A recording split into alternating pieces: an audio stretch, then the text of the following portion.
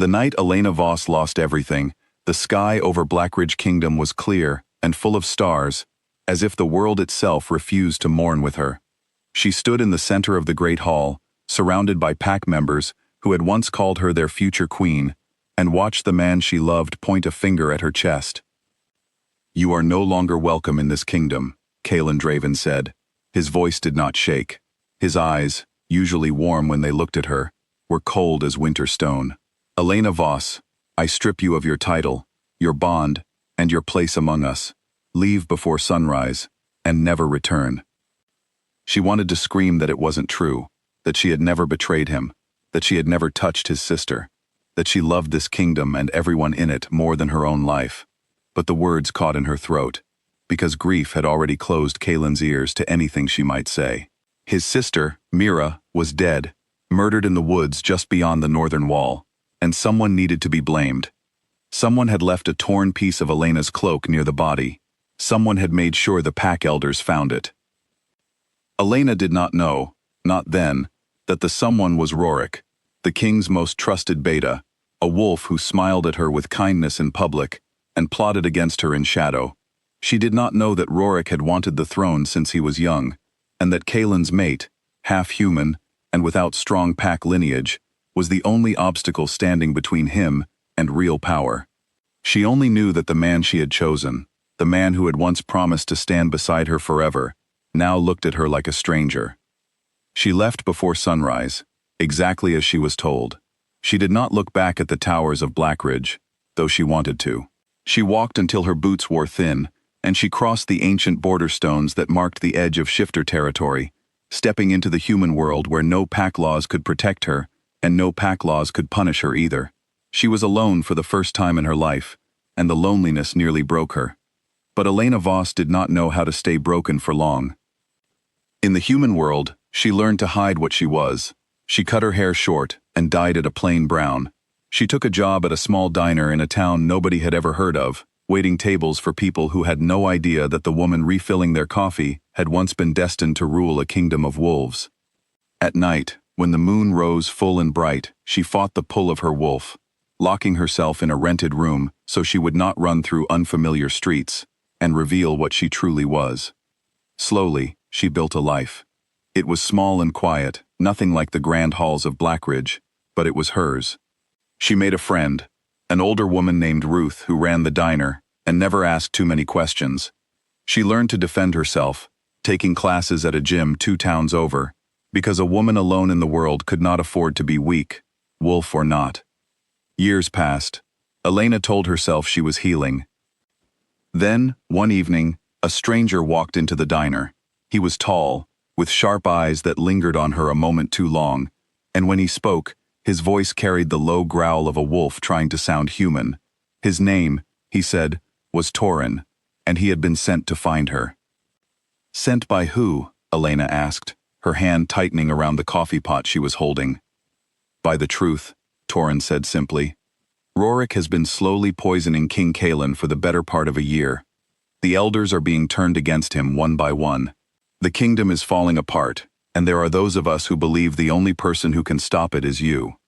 Elena laughed, though there was no humor in it. "The king banished me.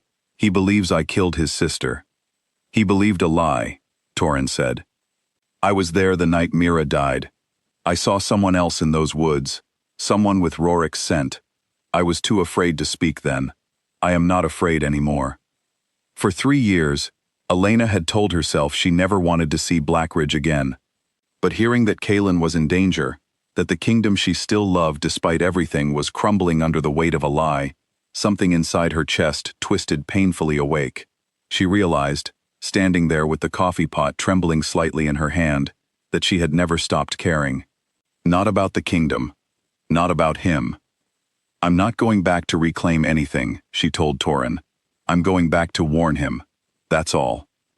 But some decisions, once made, carry a person further than they ever intended to go. The journey back to Blackridge took a week. Elena crossed the same border stones she had once left behind, and she felt her wolf stir with a kind of joy she had forgotten was possible, a recognition of home, written into her very blood. She had meant to slip into the kingdom quietly, to find Kaelin in private, to deliver her warning and disappear again before anyone noticed. But wolves have sharp noses and sharper memories, and by the time she reached the outer villages, whispers were already spreading. The banished queen has returned. By nightfall, the whole kingdom knew her name again. Elena was brought before the pack elders, not as a prisoner exactly, but not as a free woman either. Guards flanked her on both sides as she walked into the same great hall where she had once been cast out. And there, seated upon the throne but looking thinner and grayer than she remembered, was Kaelin. For a long moment neither of them spoke.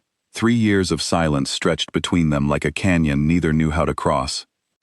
"Why have you come back?" Kaelin finally asked. His voice was hoarse now, weaker than the commanding tone she remembered from the night of her banishment.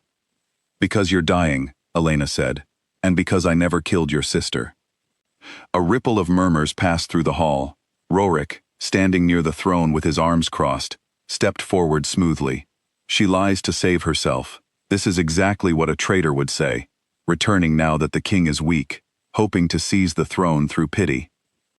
"I want no throne," Elena said, and she meant it. "I want the truth to be known, and I want him to live."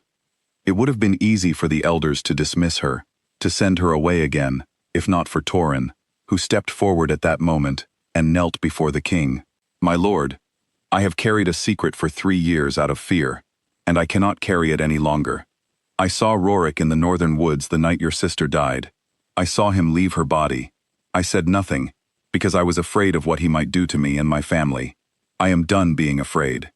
The hall erupted into chaos. Rorik's calm expression cracked for just a moment, a flash of fury and panic crossing his face, before he composed himself again. "Lies," he snarled. "This is a conspiracy, orchestrated by the banished traitor herself, to reclaim what she lost." But it was too late for calm denials. Once one truth surfaces, others tend to follow.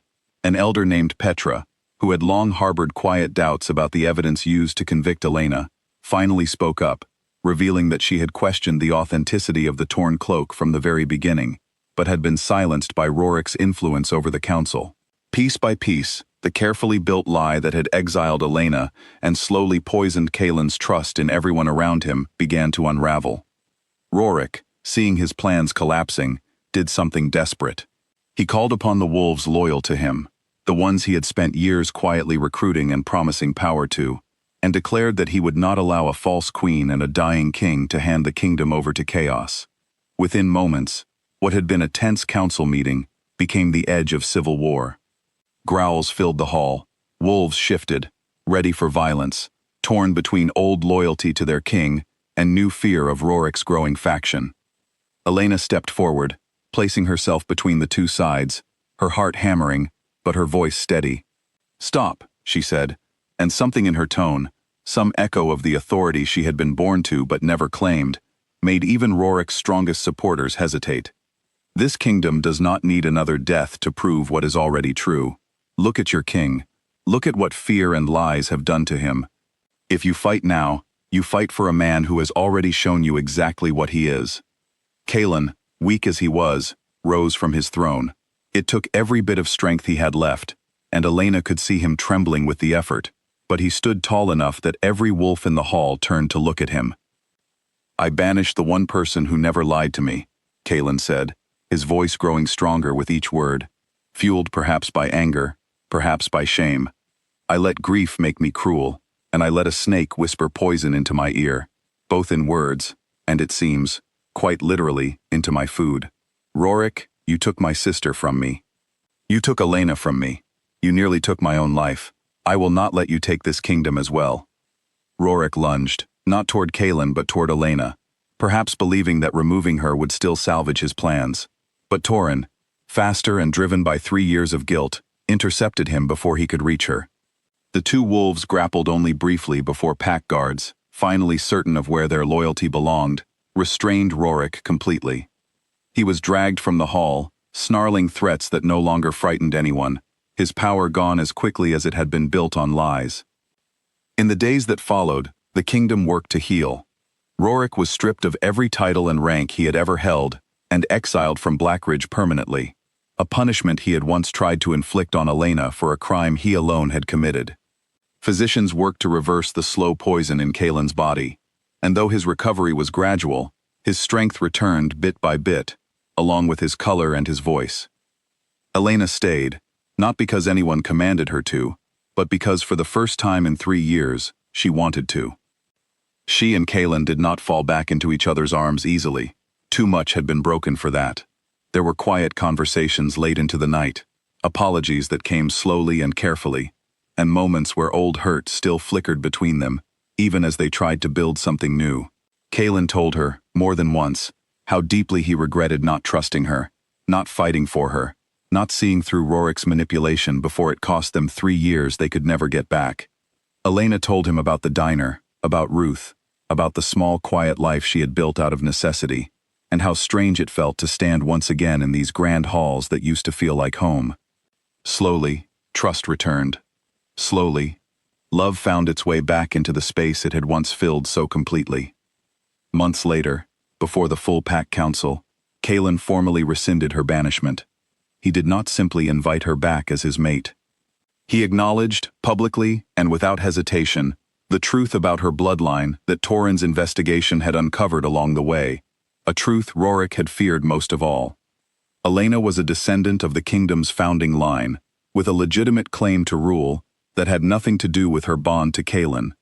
Rather than seeing this as a threat, Kalen knelt before the entire pack and asked her to rule beside him, not beneath him, not merely as his mate, but as an equal partner with every right to the crown that had once been used to cast her out. Elena Voss, once banished under a lie, once alone in a world that did not know her name, stood before the kingdom that had wronged her, and chose, of her own free will, to forgive it. The war for the crown had never truly been about a throne. It had been about truth, about love strong enough to survive betrayal, and about a kingdom finally brave enough to admit when it had been wrong. Blackridge did not simply gain back its banished queen that day. It gained a stronger foundation, built not on fear and secrets, but on honesty, on second chances, and on a love that had somehow, against every terrible odd, found its way home.